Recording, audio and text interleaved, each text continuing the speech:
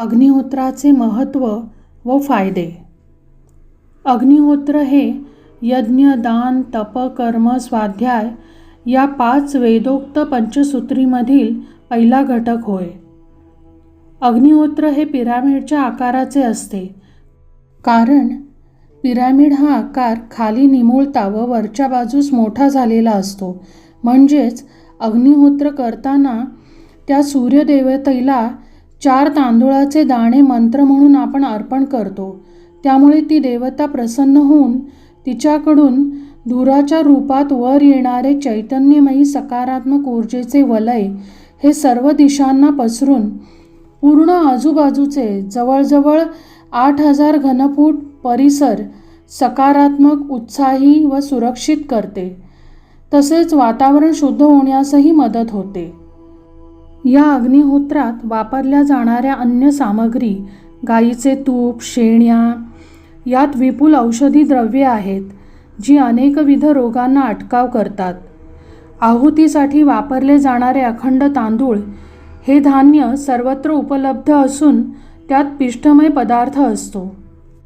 वैज्ञानिकदृष्ट्या तांबे, अग्नी, देशी गाईचे तूप व शेण्या तसेच तांदूळ हे सर्व मिळून 32 प्रकारची मूलद्रव्ये आहेत. परंतु यापासून जे भस्म तयार होते त्यात मात्र 92 मूलद्रव्ये आढळतात.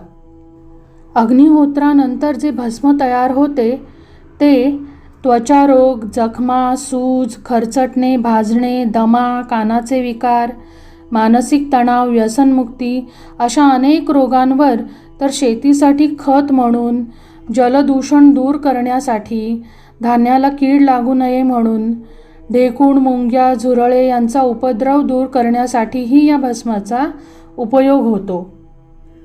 विशेष म्हणजे अग्निहोत्र करताना सूर्योदय व सूर्यास्त या वेळा खूप महत्त्वाच्या आहेत, कारण त्यावेळी निसर्गामध्ये एक प्रकारे मोठा बदल होत असतो.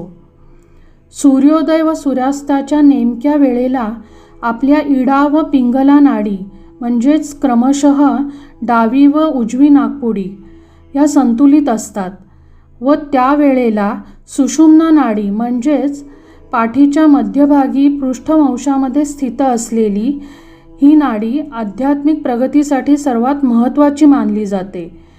ती यावेळी काही काळासाठी जागृत अवस्थेमध्ये असते. त्यामुळे अग्निहोत्र केल्याने एकंदरीतच त्या वेळेला आपल्या भोवती असलेला ऑरा म्हणजेच आभामंडल, प्राणोर्जा ही शक्तिशाली बनते व आपल्या शरीरामधील सप्तचक्रांच्या जागांमधून प्रचंड ऊर्जा मिळून शरीर व मन हे ताकदवान होण्यास मदत होते व आपल्यात आत्मविश्वासाचे तेज निर्माण होते. महत्त्वाचे असे की प्राचीन ऋषीमुनींपासून सुरू झालेल्या या आपल्या भारतीय यज्ञ संस्कृतीची आपण प्रत्येकाने जोपासना केल्यामुळे आपला समाज, देश किंबहुना संपूर्ण जगसुद्धा पर्यावरणातील प्रदूषण व त्यामुळे होणारी रोगराई नष्ट होऊन एक सुंदर निरोगी जीवन जगेल. चला तर मग रोजच्या अग्निहोत्राला सुरुवात करून या यज्ञ संस्कृतीचा दिवा अखंड तेवत ठेवूया. धन्यवाद.